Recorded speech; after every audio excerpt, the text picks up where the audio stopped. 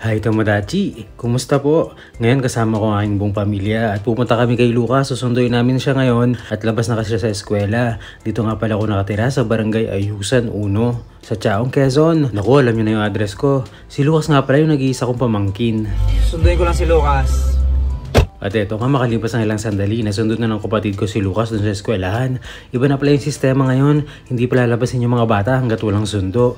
Dati kasi kami nung panahon namin, naku, may iwan ka lang sa school kapag kabagsak ka, may remedial class ka.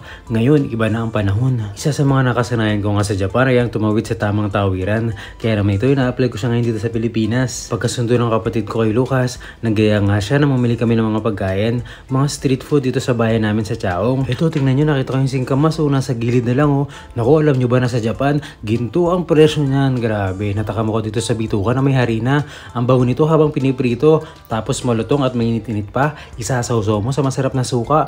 Ewan ko naman Tomodachi kung hindi ka matakam. Nasabik nga ako dyan kasi matapos ng 5 taon, ngayon lang ulit ako makakatikim nito. Yum! Alam mo, natuwa naman ako dito sa nagtitinda ng bituka. Pati yung anak niya katulong sa paghahanap buhay napakabait naman ni Ining, isang huwarang bata. Pagkatapos niyan, dito naman nagaya yung kapatid ko sa tindahan ng Proben. Actually, na-miss ko rin talaga ito. Katakawan lang ba to o talagang sabik? Tapos bumili rin kami ng pizza. Di ba ayos? Ayos ang food trip dahil pumuntahan namin si Papa. Tama, dito nga siya ngayon nakahimlay sa sinag ng himlayan. Simula nang umuwi kasi ako sa Pilipinas, hindi ko pa nadalaw si Papa. Kaya ngayon, food trip kami dito sa kanyang tahanan. Actually, si Papa, kwento ko lang share ko lang. Nung nabubuhay pa siya, mahilig talaga siya sa food trip. Laging gusto niya salo-salo kami. Laging gusto niya sabay-sabay kami kumakain. Hindi yung pumapayag na may mauuna sa amin na isa nakakain ng almusal, tanghalian o hapunan.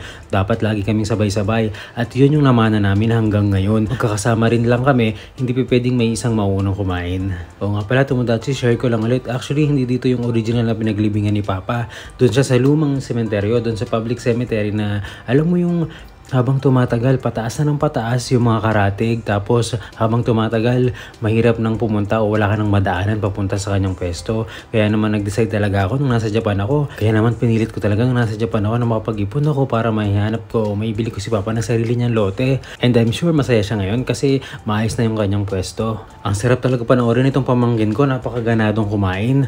Thank you Lord dahil malusog sila, hindi sila nagkakasakit. Talagang kahit hindi ka mayaman, panalo ka na kasi masaya yung pamilya mo.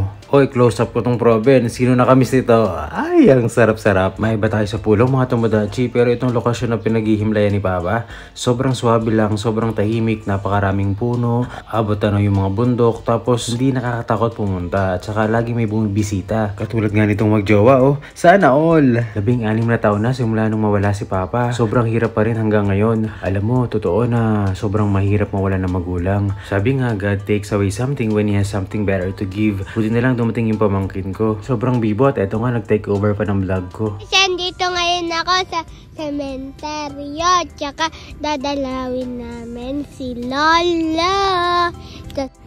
Taki Mama, Dade, Maming maganda. Na nagpipicture pa. Di kasi maka-uwi kami. Dahil nagmamarites pa si Tito Ninong.